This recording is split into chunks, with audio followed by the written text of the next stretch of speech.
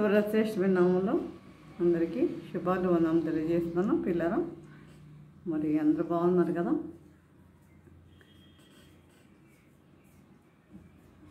ఈ దినముకి ఏర్పాటుదేమో లేఖన భాగం చూసినట్లయితే చూడండి, రోమ 11వ అధ్యాయం 4వ వచనం చూసినట్లయితే, అయితే దేవోక్తి అతనితో ఏమి చెప్పుతున్నది, బయలుకు మోకాళ్ళునని 7,000 మంది పురుషులను నేను శేషముగా ఉంచుకొని ఉన్నాను.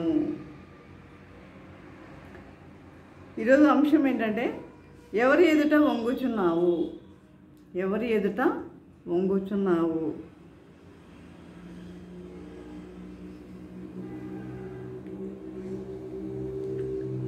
చూడండి, ఏలియా ప్రవక్త దినములలో యెజబెల్ రాణి ఏం చేస్తుందో మనకు తెలుసు కదా. దేవుని ప్రవక్తలందరినీ కూడా ఏం చేసింది? చంపించేసింది. దేవుని ప్రవక్తలందరినీ కూడా చంపేసింది. అయితే ఏలియా ఏం చేశాడు? ఆమెకు భయపడి ఆయన వెళ్ళిపోయి ఎక్కడ కూర్చున్నాడు? బదరీ వృక్షం క్రింద ఆయన కూర్చున్నట్లుగా మనం చూస్తున్నాం.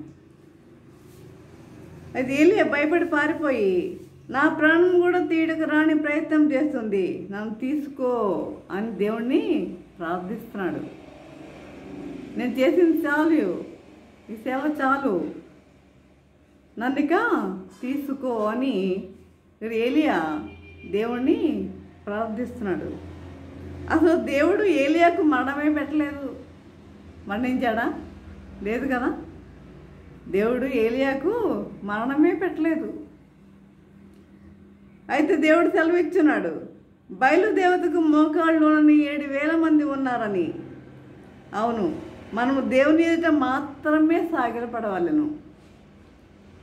మనం దేవుని ఎదుట మాత్రమే సాగిలపడాలి. ఎవరి ముందు సాగిలపడాల్సిన అవసరం మనకి లేదు. ఇక దేవుని ఎదుట మాత్రమే. చూడండి, ఫిలిప్పీలు రాసిన పత్రిక 2వ అధ్యాయము 9 నుండి 11 వచనం చదువుతున్నా చూడండి. అందుచేతను పరలోకమందున వారిలో కానీ, భూమి మీద ఉన్న వారిలో కానీ, భూమి క్రింద ఉన్న వారిలో కానీ ప్రతి వాని మోకాలను యేసు నామమున వంగునట్లును, ప్రతి వాని నాలుకయు తండ్రైన దేవుని మహిమార్థమై యేసుక్రీస్తు ప్రభు అని ఒప్పుకున్నట్లును, దేవుడు ఆయనను అధికముగా హెచ్చించి ప్రతి నామమునకు పైనామమును ఆయనకు అనుగ్రహించెను.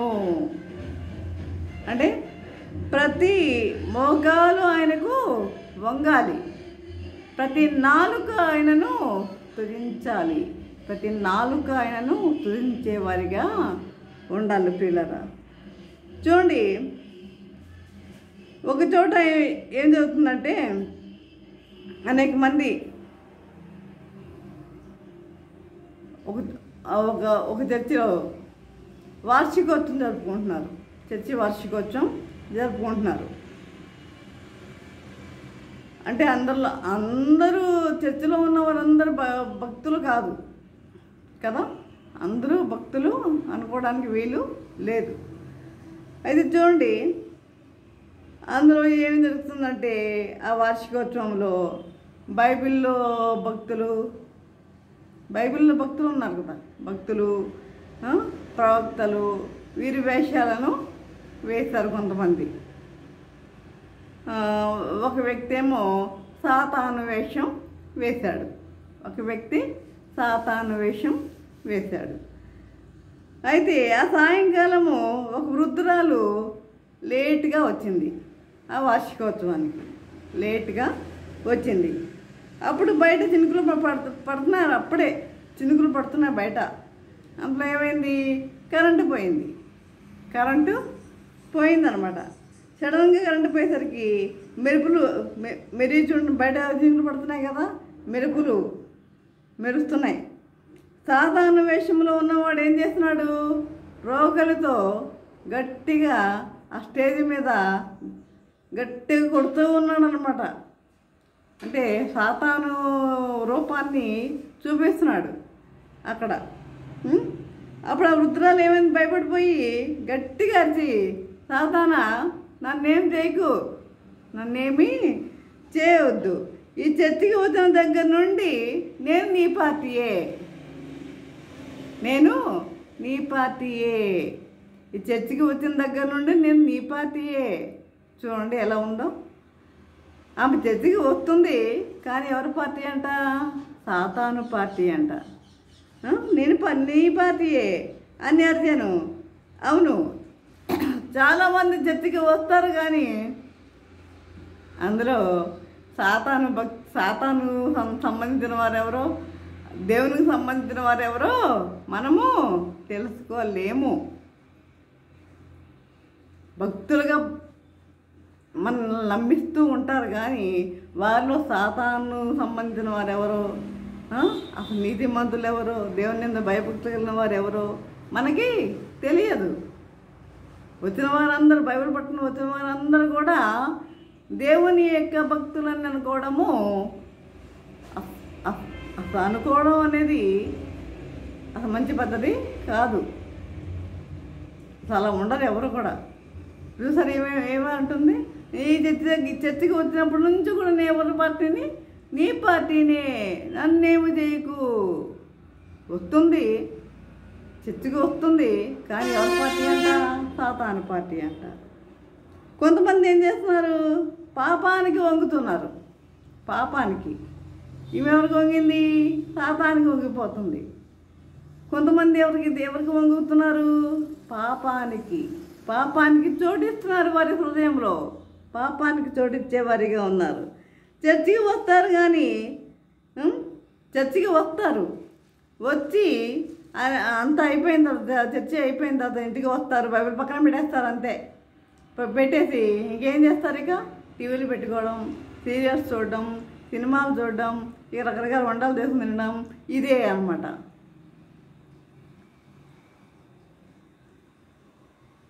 కనుక అలాంటి ఇంట్లోకి ఎవరు వస్తారు? పరిశుద్ధులు రారు. దేవుడు కూడా ఇంట్లో నివసించాడు. ఎవరు వస్తారు? దురాత్మలు వస్తాయి, దెయ్యాలు వస్తాయి. అలాంటి ఇంట్లోకి దెయ్యాలు వస్తాయి. మీ ఇంట్లో ఉన్న టీవీ ఉందా? తీసేయండి ఈరోజు నుండి తీసిపడేయండి. టీవీ పక్కన పెట్టండి. టీవీ దేనికి? అస్మాన్ టీవీలు పెట్టుకుని చూడటం అలవాటు అయిపోయింది చాలామందికి. టీవీలు ఎప్పుడైతే ఉన్నాయో మీ ఇంట్లో అప్పుడు దురాత్మలు మీలో ప్రవేశిస్తూ ఉంటాయి. కాబట్టి పశ్చాత్తాపడండి. అంతా అబద్ధాలే, మోసాలే, వేషధారణ. ఏసేపు చూడండి, వ్యభిచారానికి ఆయన భయపడి ఏం చేశాడు? దూరంగా పారిపోయాడు. అలాంటి వాడు ఈ రోజుల్లో ఎవరన్నా ఉన్నారా? దూరముగా పారిపోయాడు. వ్యభిచారం దూరముగా పారిపోయాను, ఐగుప్తు దేశ ప్రధానమంత్రి అయ్యాను. ఆయన యొక్క సిన్సియారిటీని బట్టి, ఆయన యొక్క భక్తిని బట్టి దేవుడు ఏం చేశాడు? యోసేపుని ఐగుప్తుకే ప్రధానమంత్రిని చేశాడు. కాబట్టి మంచి మంచి అలవాట్లు నేర్చుకోండి. పాపముకు దూరంగా ఉండండి. పాపముకు దూరంగా పరిగెత్తేవారిగా ఉండండి. ఇంకా చూసినట్లయితే చూడుకో, కొంతమంది ధనానికి లొంగిపోతారు. ధనం అంటే ధనాపేక్ష సమస్త కీడులకు మూలం. మనకి అవసరాలను బట్టి ధనము అవసరమే, కానీ ఇంకా ఎక్కువ కావాలి అన్నది ధనాపేక్ష. అది సమస్తమైన కీడులకు మూలం. కాబట్టి అంత ధనాపేక్ష మనకి ఉండవద్దు. కనుక చూడండి, నయమాన్ రథం వెంబడి పరిగెత్తి అతను ధనాన్ని ఆశించి, చూడండి నయమాను ఎలీషా ప్రవక్త దగ్గరికి వచ్చాడు. కుష్ఠరోగాన్ని తగ్గించుకున్నాడు, వెళ్ళిపోయాడు. ఆ కానుకలు ఇస్తున్నా కూడా ఆ యొక్క మరి ఎలీషా ప్రవక్త తీసుకున్నాడా? తీసుకోలేదు కదా. మరి ఇవి వెళ్ళిపోతుంటే నయమాన్ రథం ఎక్కి వెళ్ళిపోతూ ఉంటే ఈ కానుకలకు ఆశపడి ఈ యొక్క ఎలీషా ప్రవక్త దగ్గర ఉన్న గెహాజీ ఏం చేశాడు? ఆ రథం వెంట పరిగెత్తాడండి. ఆ డబ్బుల కోసం, ఆ కానుకల కోసం ఆ రథం వెంట పరిగెత్తాడు. కాబట్టి అతనికి ఏమైంది? అతను విడిచి వెళ్ళిపోయిన కుష్టు రోగము ఇతనికి అంటుకుంది. అతను వెళ్ళిపోయింది. అది విడిచిపెట్టేసాడు ఆ రోగాన్ని. ఆ రోగము ఈ యొక్క గెహాజీకి అంటుకుంది. ఆ కుష్టు రోగం ఒక్క గెహాజీకే కాదు సుమా, ఎవరికి? ఆ యొక్క తరతరాలకి ఆ కుష్టు రోగం అంటుకుంది. చూసారా పాపం ఎంత భయంకరమో? చూసారా ధనము ఆశించడం కూడా ఎంత భయంకరమో? చూసారా? కనుక ఈ విధముగా అదేవిధంగా మనము అపోస్తల కార్యములు అన్నయ్య సభ్యురాలను కూడా చూస్తాం. వారు కూడా ఆ విధంగానే చేశారు కదా. మొత్తం అంతా ధనం అంతా పొలం అమ్మి మొత్తం డబ్బంతా ఇస్తామని అనుకున్న వాళ్ళు ఏం చేస్తారు? డబ్బును చూడగానే వారికి ఏం కలిగింది? ఆశ కలిగింది. సగమే ఇద్దాం అనుకున్నారు. అంటే ఏంటి? ఇక్కడ పరిశుద్ధాత్మని మోసం చేద్దాం అనుకున్నారు వాళ్ళు. సగమే ఇచ్చి అంతా ఇచ్చామని అబద్ధమాడి అకాల మరణం పొందారు వాళ్ళు. ఇంతకే అమ్మారా అని పేతురు అడిగినప్పుడు ఇంతకే అమ్మామంటున్నారు వాళ్ళు. ఆ విధంగా వాళ్ళు ఏమయ్యారు? అకాల మరణం పొందారు. కనుక ప్రియులారా, అనేక మంది లంచములు తీసుకొని శాపములు తెచ్చుకొని జైలుకు వెళ్ళి దేవుని ఏం చేస్తున్నారు? అవమానపరుస్తున్నారు. ధనాపేక్ష సమస్తమైన కిడులకు మూలం. ధనం అవసరమే కాదనను, కానీ ధనాపేక్ష వద్దు. ధనాపేక్ష అనేది వద్దు. నీ ఇంటికి అవసరాలకి నీకు ధనం అవసరమే, కానీ ధనాపేక్ష ఏం చేస్తుంది? సమస్తమైన కీడులకు మూలం అని తెలియజేస్తుంది. ఇంకా చూసినట్టు చూడండి, ఆదికాండము 11వ అధ్యాయం 4వ వచనంలో చూసినట్లయితే, మరికొందరు పేరు ప్రఖ్యాతులు నాశించి సాగిలపడుతున్నారు. పేరు ప్రఖ్యాతుల కోసం సాగిలపడుతున్నారండోయ్. పేరు ప్రఖ్యాతుల కోసం, పలుకుబడి కోసం. ఈ రోజుల్లో కూడా మనం అనేక మందిని చూస్తున్నాం. పలుకుబడి కోసం, పేరు ప్రఖ్యాతుల కోసం అటు రాజకీయాల్లోనే ఉంటున్నారు, ఇటు చర్చెస్లో కూడా ఉంటున్నారు. రెండు కావాలి వాళ్ళకి. అటు పలుకుబడి కావాలి, ఇటు దేవుడు కావాలి. ఆ దేవుడు ఇష్టపడతాడా? ఇష్టపడ్డు. ఇక్కడ ఏం చేస్తున్నారు చూడండి, గోపురం కట్టి పట్టణం నిర్మించి ఎక్కడికి చెదిరిపోకుండా దేవుని చిత్తమునకు వ్యతిరేకంగా గోపురం కట్టి పేరు తెచ్చుకుందాం రండి అని చెప్పుకుంటుంది. దేవుడు దాన్ని ఆపివేసి భాషలు తారుమారు చేయగా వారు కట్టకుండా ఆగిపోయిరి. దాన్ని గ్రహించిన దేవుడు ఏం చేశాడు? దాన్ని ఆపివేసి భాషలు తారుమారు చేయగా వారు కట్టకుండా ఆగిపోయారు. ఆ దారిని వెళ్తున్న వారు దానికి ఏం పేరు పెట్టారు? బాబేలు గోపురం అని పేరు పెట్టారు. బాబేలు అంటే అర్థం ఏంటి? తారుమారు అని అర్థం. అనగా కలవరం లేక తారుమారు అని అర్థం. నెబుకద్నెజరు మహారాజు పట్టణంను కట్టించి పేరు తెచ్చుకోవడానికి అతిశయపడగా అతడు దేవుని శాపం పొందాడు. కాబట్టి దేవుని చిత్తంకు విరోధంగా నీవు నడిచిన ఎడలా నష్టపోతావు. జాగ్రత్త. దేవుని చిత్తమునకు వ్యతిరేకంగా నువ్వు నడుస్తున్నావా? నువ్వు నష్టపోతావు. ఒకవేళ ఈరోజు నీవు బాగున్నావని నీవు అనుకోవచ్చు, కానీ ఒక టైం అనేది ఉంది, ఒక సమయం అనేది ఉంది. ఎవరికైనా కూడా ప్రతి ఒక్కరికి ఒక సమయం అనేది ఉంది. ఈరోజు నేను బాగున్నాను కదా అని నీవు అనుకుంటే కుదరదు. కనుక మనం ఏం చేయాలి? దేవునికి విరోధంగా మనం నడిచేవాడిగా మనము ఉండకూడదు. అదే విధంగా చూడండి, ఎరుకో పట్టణం కూలినప్పుడు దీన్ని మరలా ఎవడనో కట్టకూడదని యెహోషువ ఆజ్ఞ ఇచ్చాడు. ఎరుకో పట్టణం కూలిపోయినప్పుడు దీన్ని మరలా ఎవరు కూడా కట్టకూడదు అని యెహోషువ ఆజ్ఞ ఇచ్చాడు. దీన్ని లెక్క చేయకుండా పేరు తెచ్చుకుంటా దాన్ని కట్టింపగా పునాది వేయగా హియేలు అని అతని జ్యేష్ఠపుత్రుడు అబీరాము చనిపోయాడు. కట్టొద్దని యెహోషువ చెప్పాడు కదా. దాన్ని కట్టి ఈ యొక్క అబీరాము చనిపోయాడు. దాని గౌన్లను ఎత్తగా తెగూబు అని అతని కనిష్ట పుత్రుడు మరణించాడు. ఇంకా చూసినట్టయితే చూడండి, ఇదొక్కటి చెప్పి నేను ముగిస్తా. మనం దానియేలు గ్రంథంలో మనం చూస్తాం. దానియేలు గ్రంథంలో రాజు నిలువబెట్టించిన 100 అడుగుల బంగారు విగ్రహానికి యవనస్తులైన షడ్రక్, మెషక్, అబేద్నెగోలు వీళ్ళు సాగిలపడలేదు, భయపడలేదు దేవునికి. ఎవరికి? రాజుకి భయపడలేదు, రాజుకి భయపడలేదు. నువ్వేం రాజా, నువ్వేమి చేసినా పర్వాలేదు, ఎలా సంబోధిస్తున్నారు వారు, నువ్వేమి చేసినా పర్వాలేదు, కానీ మేము మాత్రం నువ్వు కట్టించిన ఈ యొక్క విగ్రహానికి మేము సాగిలపడము అని ఖచ్చితంగా వారు చెప్పారు. మనం అలా ఉండగలుగుతున్నామా? మన జీవితాలు అలా ఉంటున్నాయా? వారు తమ శరీరమును అప్పగించి రాజాజ్ఞను వ్యర్థం చేసిరి. అగ్నిగుండంలో పడవేయబడగా వారిని వేసిన వారు వేడికి కాలిపోయారు. చూడండి, వీరిని అగ్నిగుండంలో పడవేస్తే వేసిన వారు కాలిపోయారు, కానీ వారు కాలేదండి. ఆ ముగ్గురు కాళ్ళు, ఆ షడ్రక్, మెషక్, అబేద్నెగోలు కాలేదు, కానీ వేసిన వారు కాలిపోయారు ఆ వేడికి.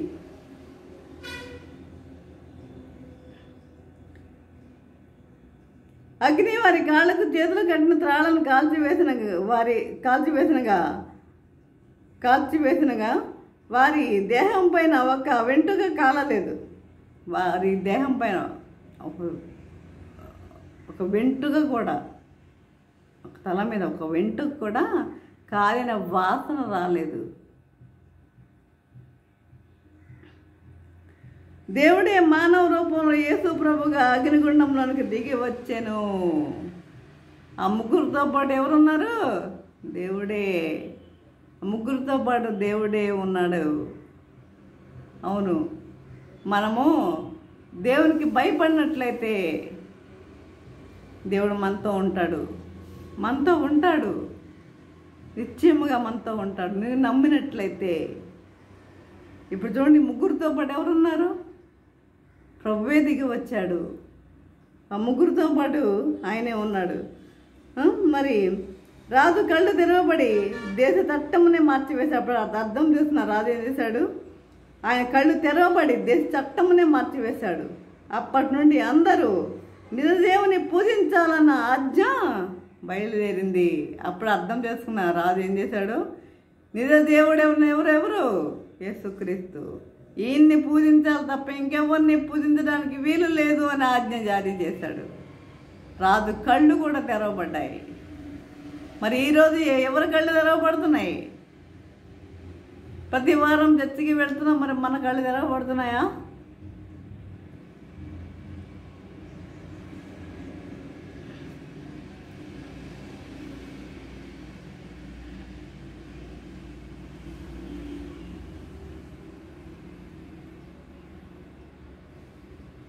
కొంతమంది ఏం చేస్తారంటే స్త్రీని విగ్రహంగా చేసుకుని పూజిస్తూ ఉంటారు. స్త్రీని, స్త్రీ అంటే తన భార్యని విగ్రహంగా చేసుకుని, విగ్రహమే. దేవుని కన్నా ఎక్కువగా దేన్ని ప్రేమించినా అది విగ్రహమే. నీ బిడ్డను ప్రేమించినా, నీ భార్యను ప్రేమించినా అది విగ్రహమే. స్త్రీని విగ్రహంగా చేసుకుని ఏం చేస్తారు? పూజిస్తూ ఉంటారు. నీవు తప్ప నాకెవరు లేరు అని దేవుడిని మర్చిపోతారు. అది కొంతమంది ఏం చేస్తారు? కొంతమంది పురుషుణ్ణి విగ్రహంగా చేసుకొని సాగిలు పడతారు. ఎవరు? స్త్రీలు.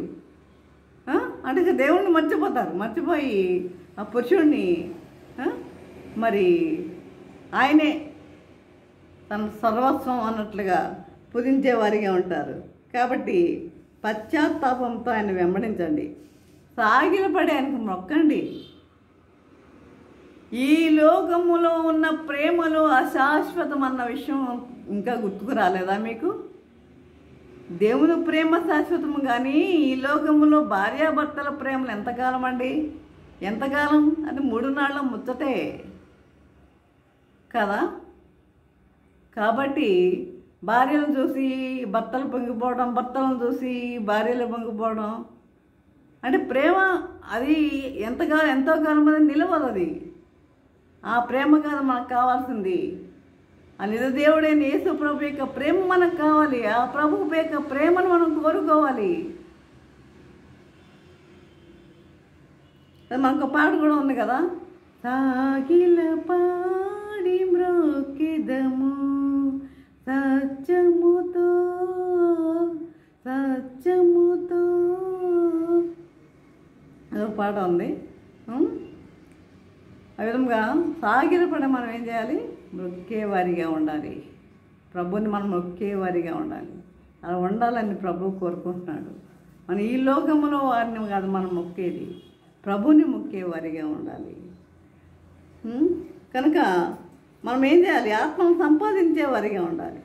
ఒక యవ్వన సేవకుడి మోకాళ్ళు తడిమి చూచి ఆ వృద్ధ సేవకుడు అన్నాడు. ఒక వృద్ధ సేవకుడు ఏమంటున్నాడు తెలుసా, నీ మోకాళ్ళు గట్టిపడలేదు అన్నాడు ఒక వృద్ధ సేవకుడు. ఒక యవ్వన సేవకుడిని చూసి నీ మోకాళ్ళు గట్టిపడలేదు అన్నాడు. అంటే ఏంటి అర్థం అంటే, నీ సేవ బాగా లేదు అని. గట్టి ఎప్పుడు పడుతుంది, నువ్వు బాగా కష్టించి పని చేస్తే అప్పటికి మోకాళ్ళు గట్టిపడతాయి. నువ్వు పని చేయకపోతే నీ మోకాళ్ళు ఎప్పుడు గట్టిపడతాయి, గట్టిపడవు కదా. అంటే సేవ అంటే ఆత్మను సంపాదించేవారిగా ఉండాలి అన్నాడు ఇక్కడ. ఆత్మలను మనము సంపాదించేవారిగా ఉండాలి, ఆత్మల భారం కలిగి ఉండేవారిగా ఉండాలి ప్రియులారా. కనుక ఈ విధంగా ఉండాలని దేవుని వాక్యం తెలియజేస్తుంది. కాబట్టి ఈ విధముగా మనము జీవించటకు పరిశుద్ధాత్మ దేవుడు సహాయం చేసి నడిపించనుగాక. ఆమేన్. ప్రార్థన చేసుకుందాం. పరిశుద్ధురా ప్రేమగల తండ్రి, నీ పరిశుద్ధ పాదము స్తోత్రము దేవా ప్రభా.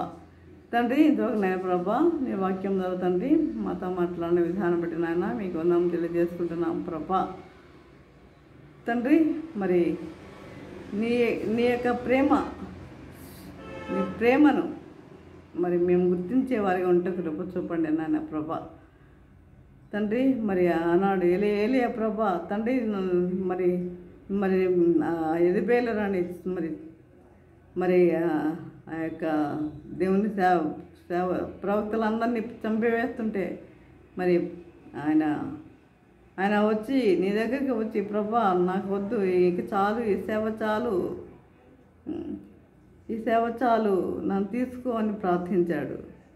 కనుక మరి ఆ విధంగా ఆయనకి అసలు మరణమే లేదని మీరు తెలియజేస్తారు నాయన ప్రభా. కాబట్టి తండ్రి మరి మేము నీ యందు భయభక్తులు కలిగి మేము జీవించేవారిగా ఉంటే కృప చూపండి. అదేవిధంగా నేను ఇప్పటి వరకు మరి తెలుసుకున్న వాక్యాన్ని అనేక మంది విని ఉన్నారు కనుక ఆ వాక్యం తండ్రి ప్రతి ఒక్కరి హృదయంలో మరి నీరు కట్టి ఫలించేలాగా నన్ను కృప అనుగ్రహించమని మా ప్రభువైన యేసు బ్రతిమాలు వినమ్ముగా వేడుకొంచున్నాము తండ్రి. ఆమేన్. తండ్రి నా దేవుని ప్రేమయు కుమారుడైన క్రీస్తు కృపయు పరిశుద్ధాత్మక సహవాసము సకల దీవెనలు సదాకాలము ప్రభా. తండ్రి ఎంతమంది అయితే ప్రభా వాక్యం విని ప్రతి ఒక్కరికి తోడే నిలిచి ఉండునుగాక. ఆమేన్, ఆమేన్, ఆమేన్.